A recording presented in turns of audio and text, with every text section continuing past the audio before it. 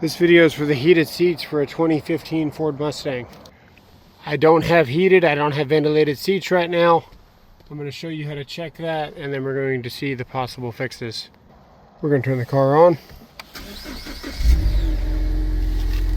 We're going to be listening for a click here. And if you just get the lights without the click on both sides here, usually there's a little relay on the side that you can hear turn on. So we know the fuse works, we got lights. Let's look at the module. Let me show you where that's located.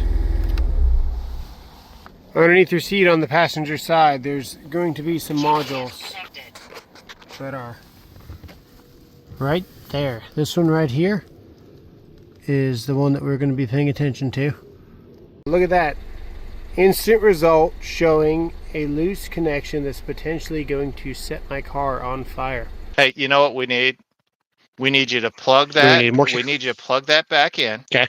Turn on the heated seats. Perfect. Get the infrared camera. Get the infrared camera. I want to see it. I want to see how warm it gets. I want it to be toasty. Yo, that is actually a problem. 190 degrees on that connector. Alright, so clearly we got the heated seats. Let's check out the connection, because we can also check electrical connections. I would expect to see it get a little bit warm. Yeah, look at that. I can actually see the ground wire heating up on that connection. And you can see the difference there. See if we got a temperature of that 173. Wow. Alright, we have a problem. So we got our heated seats here. That was the module. You can see the back of the heated seat, and if we look at the driver's side, there's the other heated seat. And yeah, this is basically one of the best bangs for your buck in thermal imaging. This is the Thermal Master Thor 001. Uses AI to step up that image quality. I think it's a 384 to 512. Standard 256, but using AI to boost it. That's our module there that we determined was an issue. We just cleaned a bunch of corrosion off, and we did discover the thing's going to go up to 200 degrees. Let's go ahead and turn that off. We're just going to watch this connector for a second and see how much hotter it gets, or if it's going to taper off, or is it going to have thermal runaway and it's just going to go beyond that point of no return. We're already dropping down to well away from 200. We're getting down to 176, I saw. Let's just wait a minute and let's see what this thing does. Meanwhile, I'll show you what the connection looked like and how we cleaned it off and stuff like that. We're going to loosen this up. There's some videos that show you to take the whole seat off. We're going to do something else. We're going to loosen these screws up. It's a Torx. And that bit is a T20 Torx. Alright, so we got the module out. Now we can pull this pin out. Now it might be melted here, so you might need to muscle it out because the ground wire is probably melted. Okay, this is a crucial step to be able to get this off. What I did was I had to pry my screwdriver this way and pry this out that direction to get movement, because nothing else I tried would get this thing moving. You see what I'm saying? I'm holding this on the top of my seat so you guys don't have the best view, but it's still the best view on YouTube because no one else wanted to show you how to do this. I looked. You see how I finessed it off there? And then check it out. Look, I see the brown already. Look at that burnt up pin. So this ground wire here, you can actually see it's melted on the back side too. This needs to be bypassed. I don't know exactly how I want to do it yet. I can either rewire every one of those pins and go get the module on Amazon, or we can do something else. I kind of want to do something else. We also need to make sure that this pin is cleaned up and no longer corrode. Oh, look at the carbon. The free carbon floating there. We're going to clean up this pin. Let's take it inside and clean this up.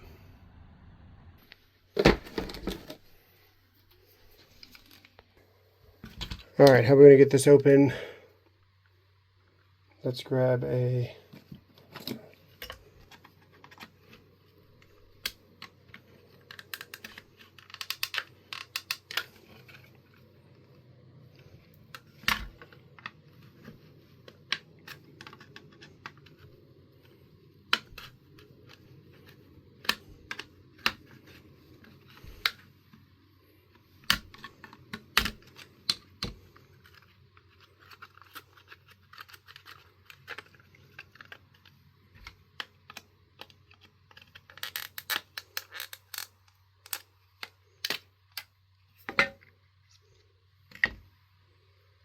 corroded pin right there. We need to scrape this clean. Make sure it gets good connection. Very fine grit sandpaper. We don't want to take off any more metal. Let's get that going. I got some 240. Ideally, I probably wanted like 500, but that's what we got. So I'm going to go on the back side of it first.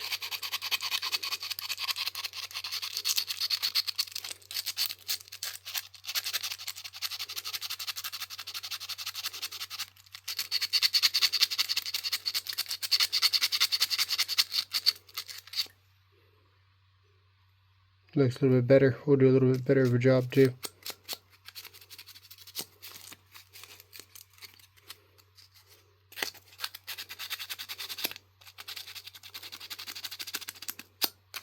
And turn the lights on. That might be better.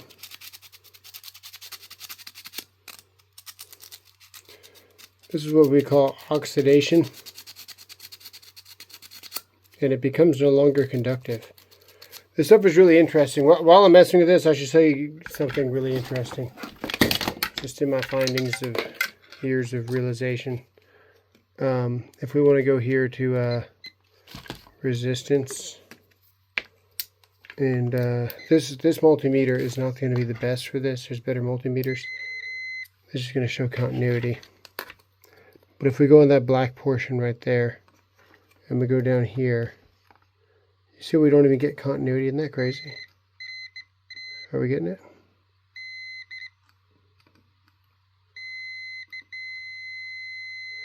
We are, but you can see the resistance going to 1 ohm.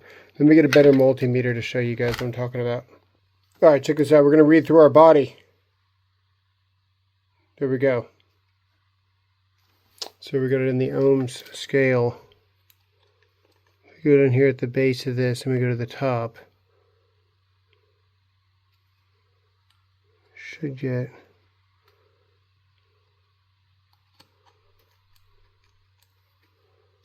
if it's clean, we should get 0 ohms eventually.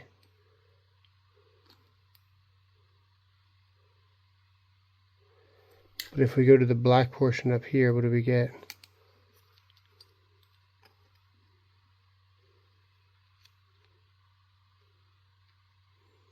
We might have cleaned it too much. Darn. Cleaned it already. The black portion actually is non-conductive and it will read high ohms. And that's why you start to get these little micro fires on these electronics. You see it a lot on receptacles where the towel guy that's not an electrician is pulling plugs out in your kitchen. And then he puts them back, but he doesn't wrap the wire the right direction or whatever he does. It's pretty common to see that and have to troubleshoot it for the homeowner. I'm actually going to step this up to some 180 just to get it nice and clean. You can hear the difference.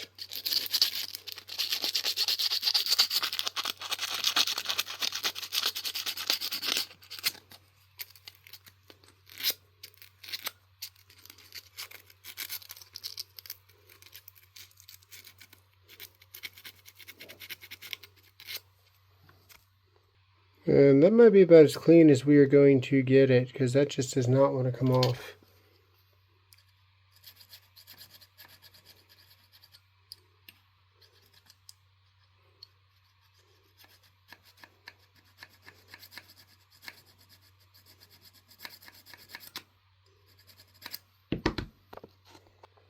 Alright, and that is substantially cleaner than it was. We used a little bit of 180 and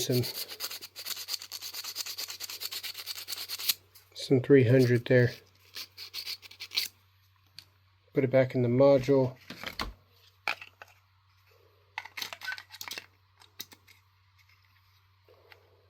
So we can see where that lines up. We need to take a look at the plug and see if we can make something happen. I would like to get a separate spade terminal connector on there and just loop it through and through.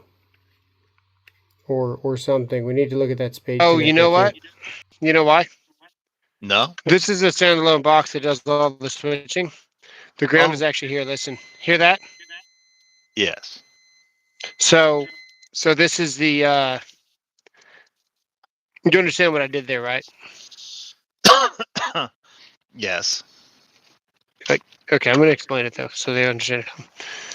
That's ground because it's the edge of your cigarette lighter port or your auxiliary jack, Mhm. whatever you want to call it nowadays.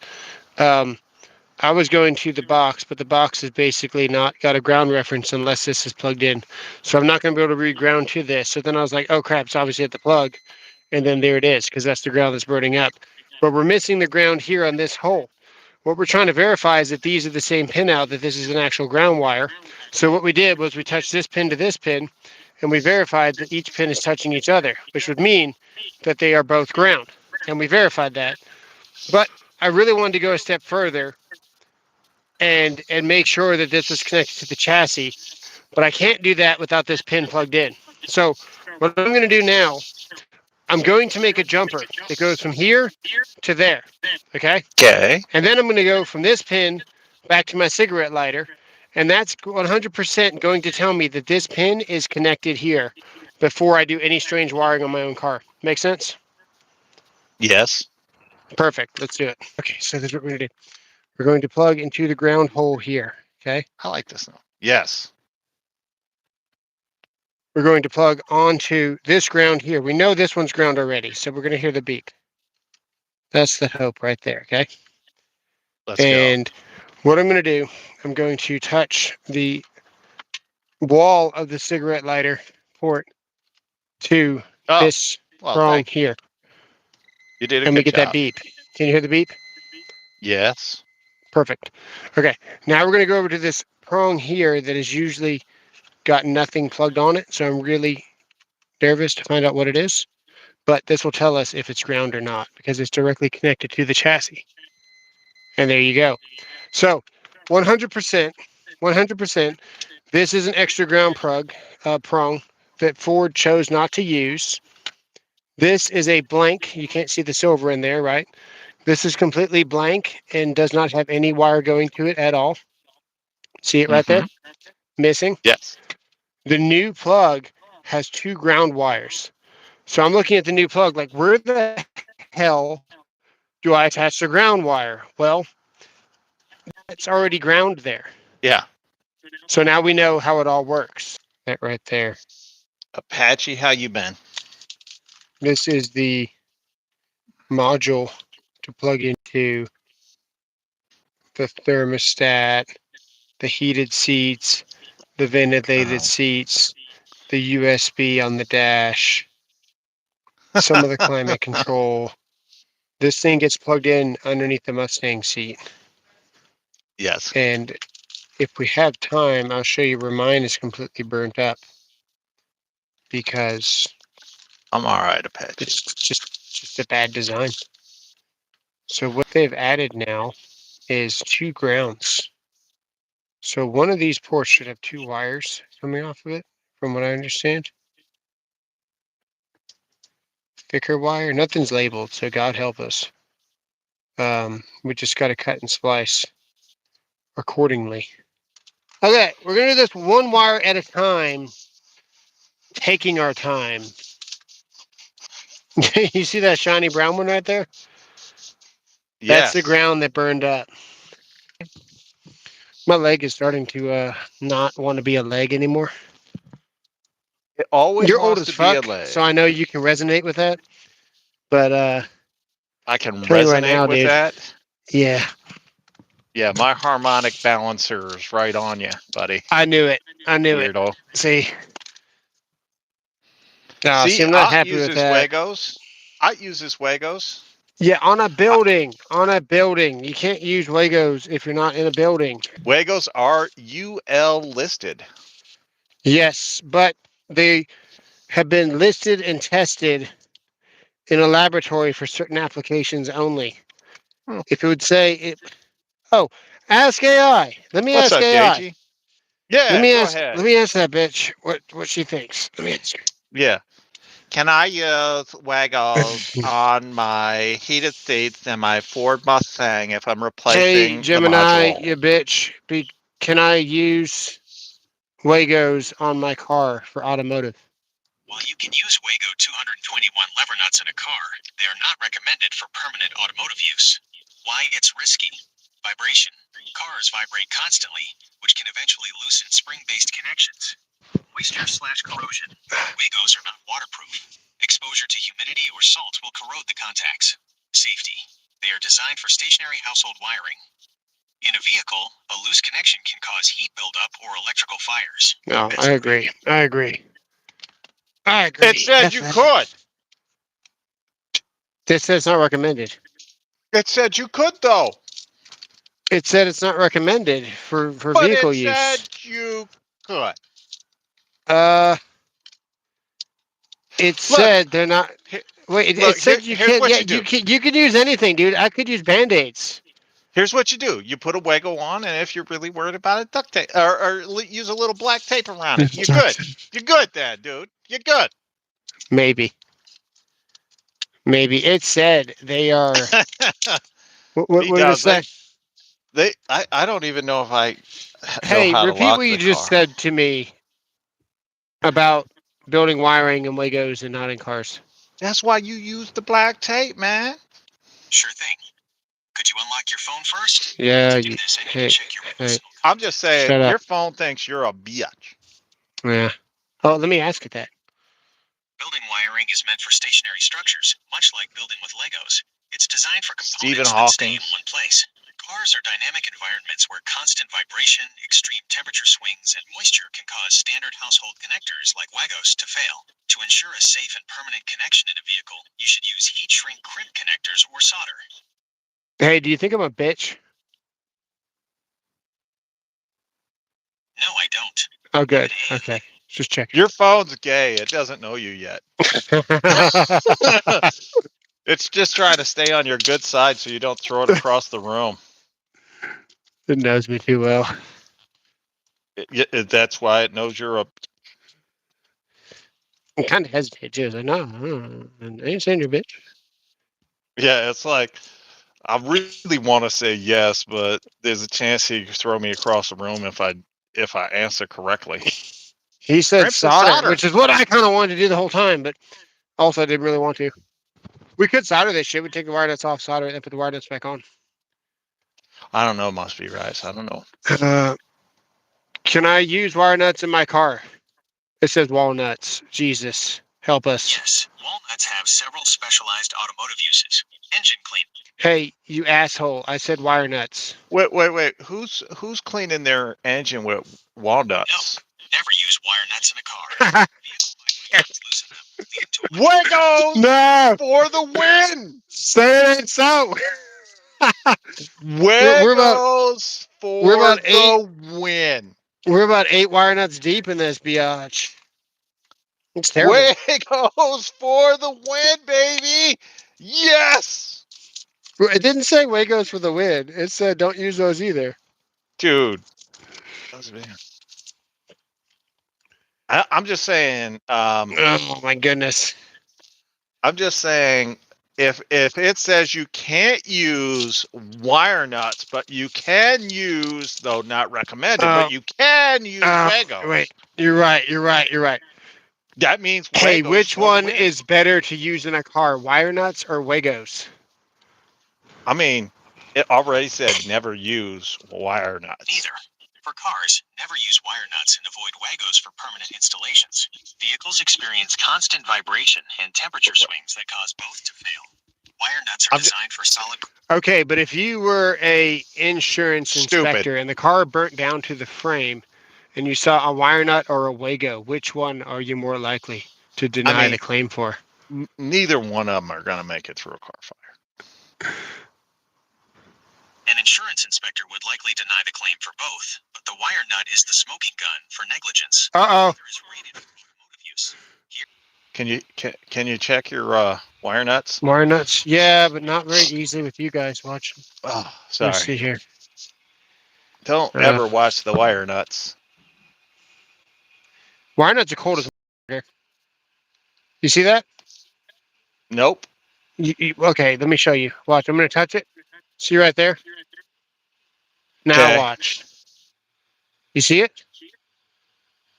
That right there is the wire nut. It's the coldest thing on the whole connection. Now, dude, this looks good. This is a good looking repair. Yeah, no white spots, man. Well, that's an improvement. That is an improvement.